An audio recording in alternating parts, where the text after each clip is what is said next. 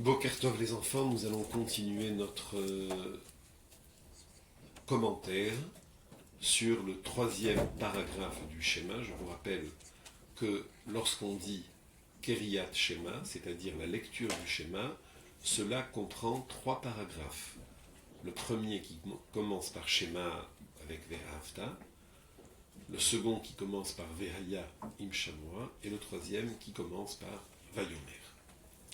Nous avons vu hier que Velo Taturu Achare Levavchem Ve'achare Einechem, ça veut dire qu'on ne doit visiter dans notre cœur, dans notre âme et même physiquement que les endroits qui sont de bons endroits, l'endroit du bien, toujours, l'endroit de ce qui est beau, de ce qui est bien, de ce qui est recommandé par la Torah, donc par Akadosh Baruch Hu, pour que nous puissions devenir des béné Israël comme Hachem le souhaite. Parce que c'est ça notre objectif dans ce monde, de devenir meilleur, mais pour ça il faut apprendre. On ne peut pas deviner comment faire le bien. On peut avoir un bon cœur, ça c'est sûr, mais pour faire ce qui est bien, il faut aller d'après les lois de la Torah, les conseils de la Torah, et tout l'enseignement de nos maîtres, de nos sages. Pour vous, ce sont les morim et les morod qui vous enseignent la Torah, n'est-ce pas? Et plus tard, ce sera les rabbanim, les maîtres, les rabbins. C'est eux qui nous disent ce qu'il faut faire pour bien se comporter. Et puis bien sûr, évidemment, avant toute chose, juste après Hachem, papa et maman, évidemment. Papa et maman, qui sont les associés d'Hachem, pour vous dire ce qu'il faut faire. Maintenant, malheureusement, parfois, papa et maman n'ont pas toujours la connaissance de la Torah qui est nécessaire. Mais bon, justement, vous, en allant à la maison, vous devez toujours leur parler de ce que vous avez vécu dans l'école pendant la journée. Par exemple, vous racontez que le matin, on a fait la tfila. Ils le savent, bien sûr, mais vous parlez un petit peu peut-être du Dvar Torah. Vous dites qu'on a appris le troisième paragraphe. Le soir, vous pouvez parler de ça à la maison. Et puis, à la maison, vous pouvez dire que vous avez fait des brachot, que c'est important de répondre Amen, qu'à chaque fois qu'on mange un aliment, il faut faire une bracha. Ça, ce sont des choses qu'on peut dire à la maison. Et papa et maman, ils seront très émus de savoir que leur enfant est si proche d'Hachem.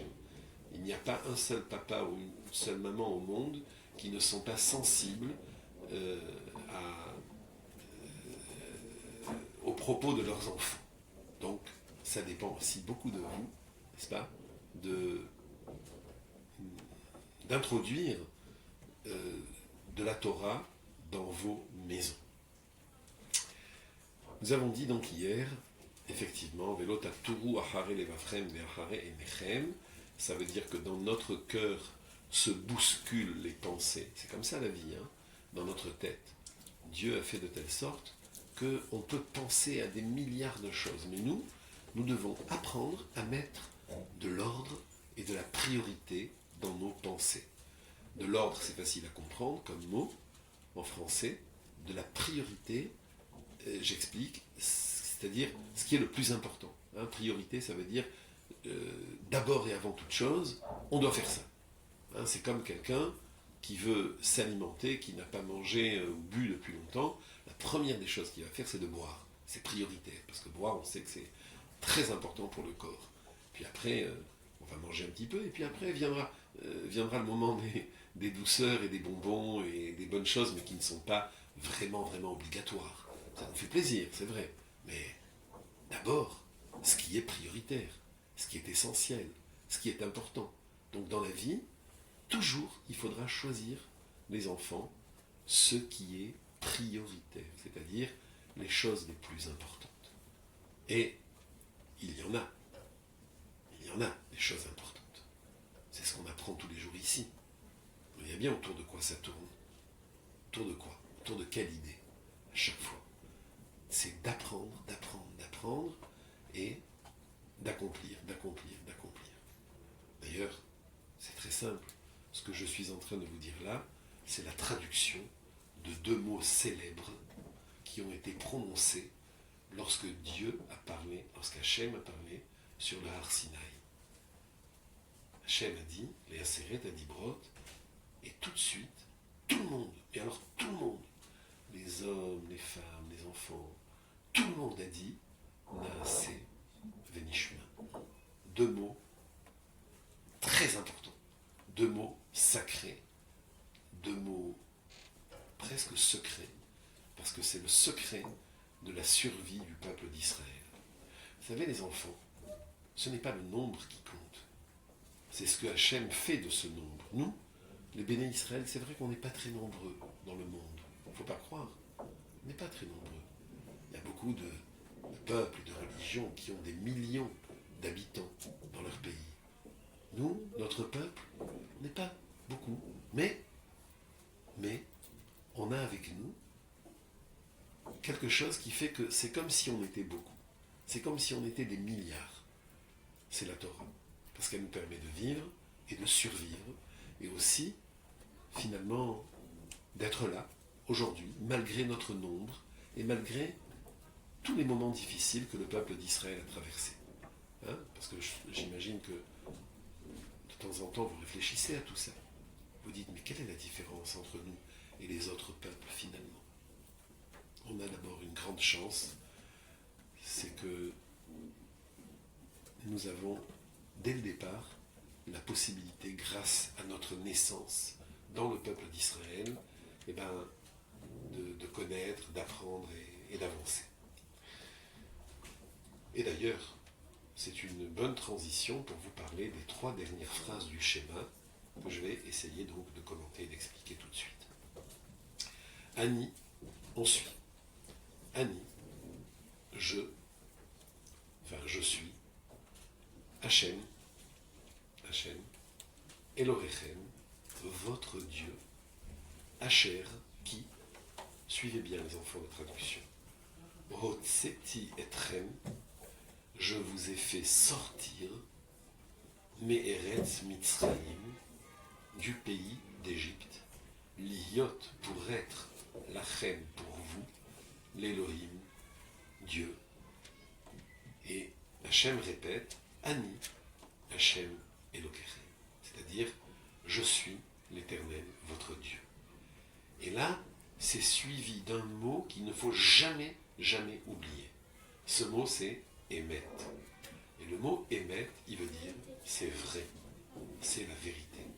C'est comme si quelqu'un dit quelque chose, et à la fin, celui qui l'écoute, il dit, tout ce que tu dis, c'est vrai. C'est vrai. C'est-à-dire, c'est pas un mensonge, c'est pas notre imagination qui travaille. C'est la vérité, c'est vrai. Emet.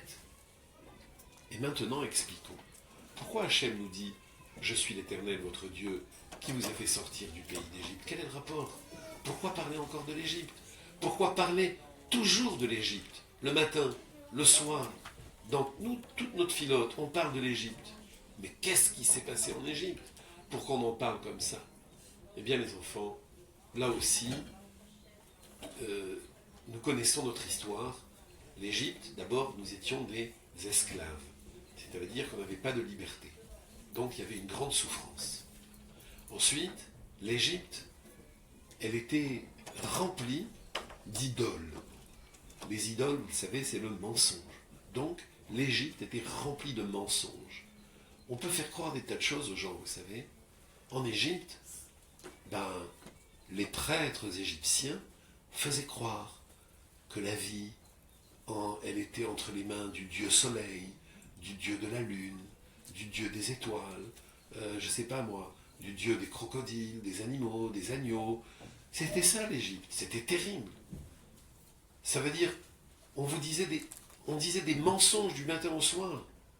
Et c'était pas que des mensonges, parce qu'en plus que c'était des mensonges, en Égypte, on faisait des drôles de choses pour justement obéir à ces idoles que les hommes eux-mêmes avaient créées. Donc tout ça était stupide. C'est un cercle sans fin, quoi. Les idoles commandent. Non, pardon. Les hommes créent les idoles. Ensuite, les idoles commandent. Et qu'est-ce qu'ils commandent? de faire des choses horribles.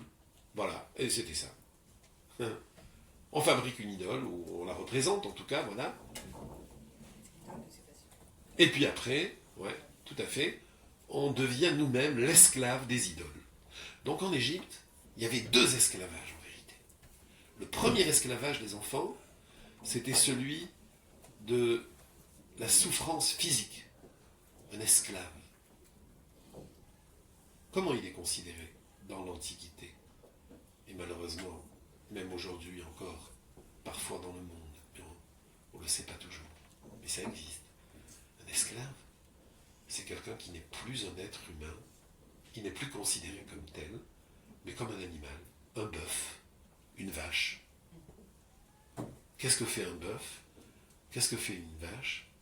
Ces animaux portent des charges, travaillent du matin au soir. On les met dans les tables, ils mangent, et le lendemain, ils travaillent.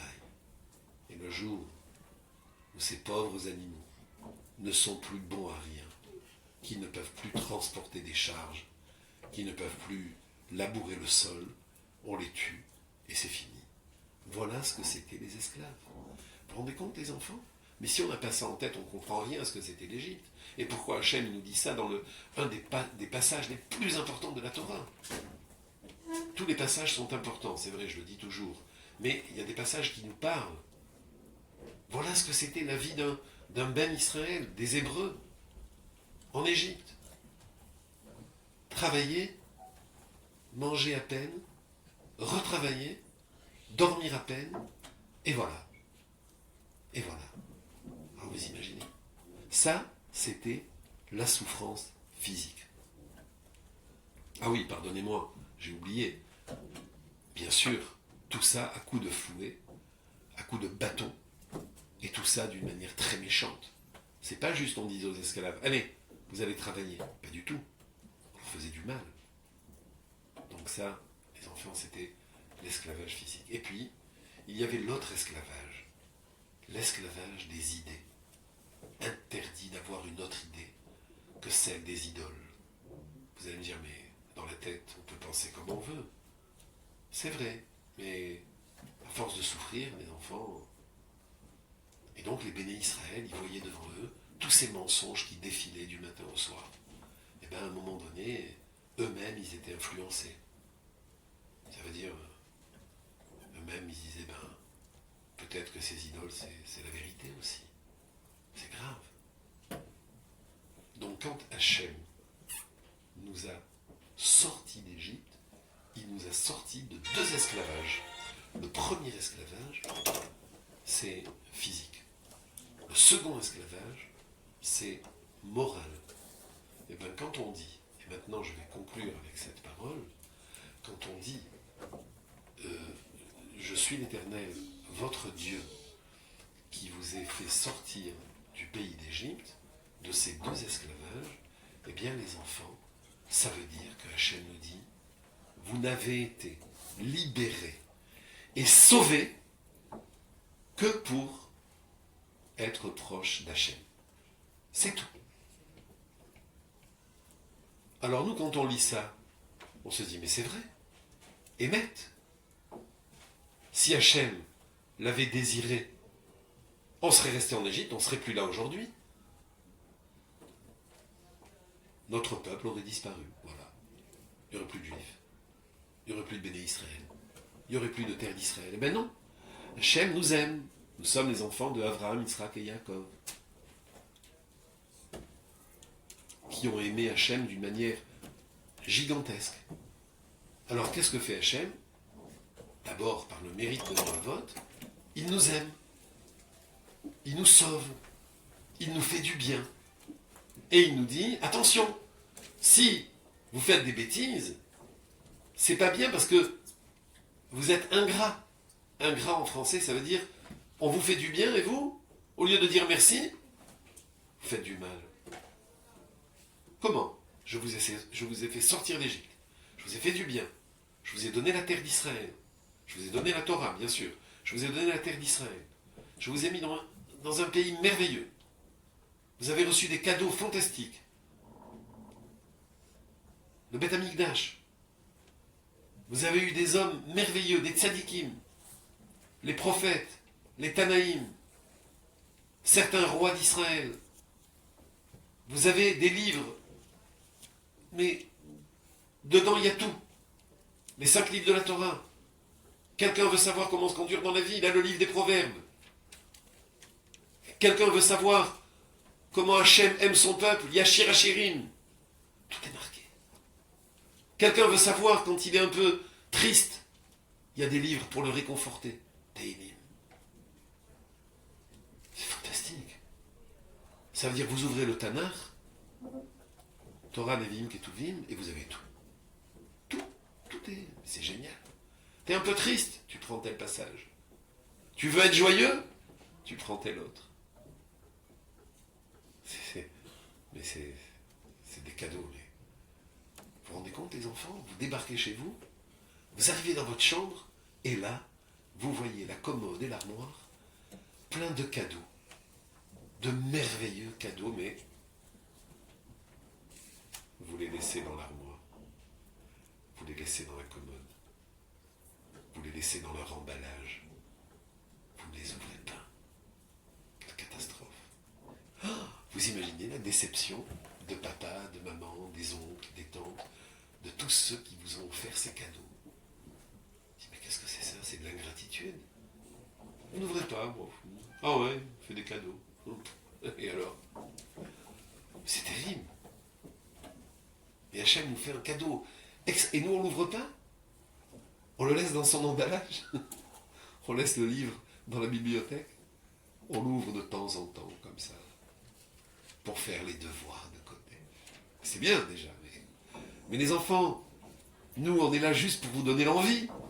Mais vous, à la maison, ouvrez vos livres de Torah. Lisez les livres où il y a des histoires belles. Ouvrez les livres où il y a marqué ce qu'il faut faire, la halakha. C'est des cadeaux, tout ça. Donc je souhaite, les enfants, que dès qu'on a un cadeau, on l'ouvre, et évidemment, on s'en sert. Et bien la Torah, on doit l'ouvrir constamment, et s'en servir, comme Dieu a voulu qu'on le fasse, depuis qu'il a donné sur le Har Sinaï.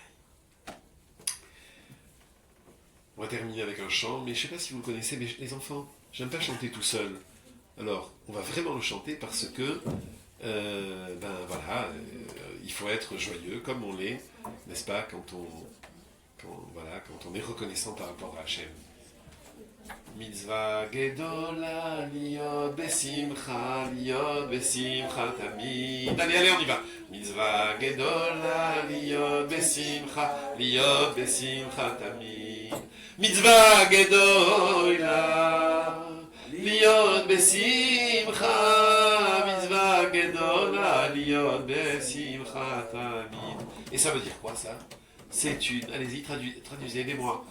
Mitzvah Gedola, c'est une grande liot besimcha. Ouais, tamid. Tous les jours. Exact. Toujours et tous les jours. Que Dieu vous bénisse, les enfants. Les gâteaux, n'oubliez pas la bracha.